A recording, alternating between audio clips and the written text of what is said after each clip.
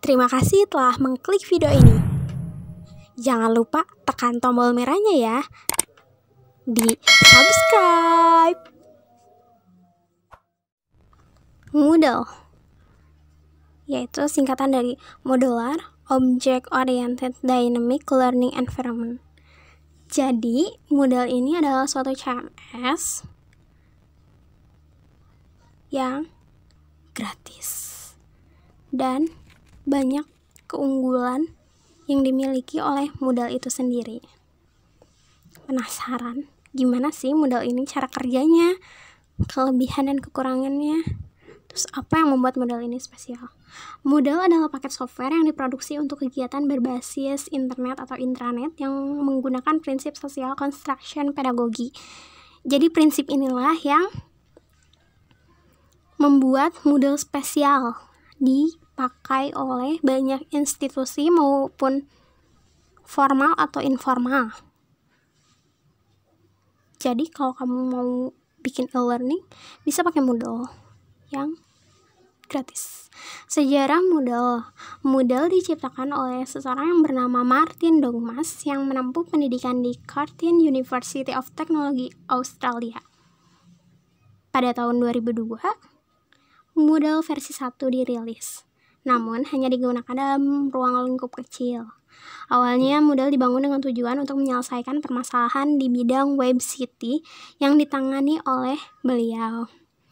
Namun pada akhirnya, karena software ini banyak kelebihannya, akhirnya go public dan jadi open source berdasarkan statistik Moodle yang saya ambil dari sumber stats.moodle.org. Ada 159.000 situs yang terdaftar di Moodle dengan 25 juta kursus dan pengguna 207 juta di 246 negara dengan kuis sebanyak 2,5 miliar dengan sumber 214 juta file yang ada.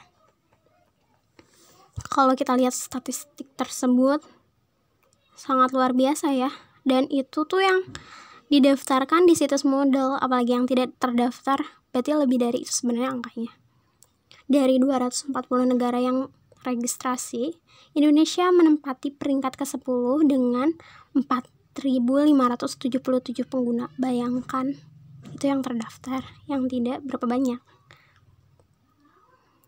Terus kemudian, ini Meksiko ada di peringkat ke-4 sebetulnya. Di 10.000, India di peringkat ke-3, 11.300.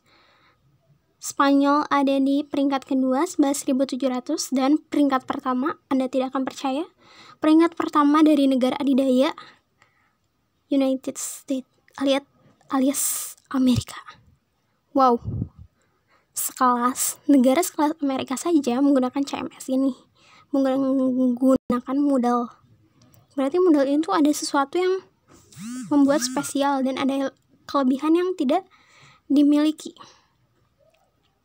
Bayangkan ada 11.800 pengguna di Amerika yang menggunakan Moodle sebagai media e-learning di institusinya.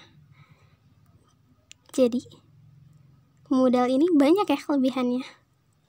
Dan salah satu yang dapat dipercaya juga.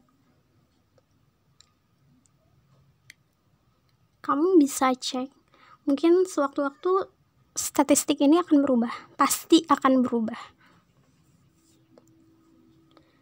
Jadi apa sih kelebihan dan kekurangan Moodle ini? Sebenarnya kelebihannya banyak, tapi saya akan merangkum dalam 3 poin saja. 3 poin kelebihan dan 3 poin kekurangan. Yang pertama adalah kelebihannya gratis. Orang Indonesia kan suka yang gratisan ya, betul nggak? Sebagai perangkat lunak open source di bawah lisensi GNU Public License, Moodle memberikan kebebasan untuk mengcopy, menggunakan dan memodifikasinya. Bayangkan ini bisa dimodifikasi oleh kita sesuai dengan kebutuhan dan keinginan institusi. Enak banget ya, biasanya kalau misalkan CMS dia cuman ngasih basic, nggak bisa dimodifikasi. Yang kedua adalah kelengkapan fitur. Fiturnya lengkap banget, dimana ada untuk media pembelajaran seperti kuis, tugas, dan lampiran filenya juga beragam. Terus kemudian ada absen, ada chatting, jadi antara siswa dan siswa bisa chatting, antar siswa dan guru bisa chatting, lengkap. Kemudian user friendly, tampilannya tuh sangat familiar banget, dan kekurangannya bisa baca. Dan ini ada beberapa contoh institusi ya, maaf salah ketik, yang memakai Moodle sebagai media pembelajaran daring atau e-learning. Tapi saya ambil contoh yang di Indonesia saja ya. Salah satunya ini, Telkom University. Kalian tahu Telkom University? Ya, saya mendapati bahwa Telkom University, UT, Unicom, USD, e-learning UTA 45 Jakarta,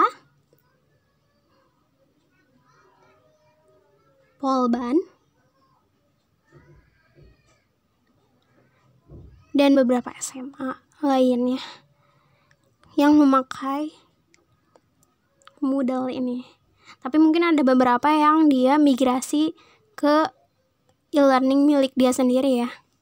Tapi saya menemukan ini, kenapa dia masih menurut saya. Terima kasih teman-teman telah menyaksikan. Semoga bermanfaat ya.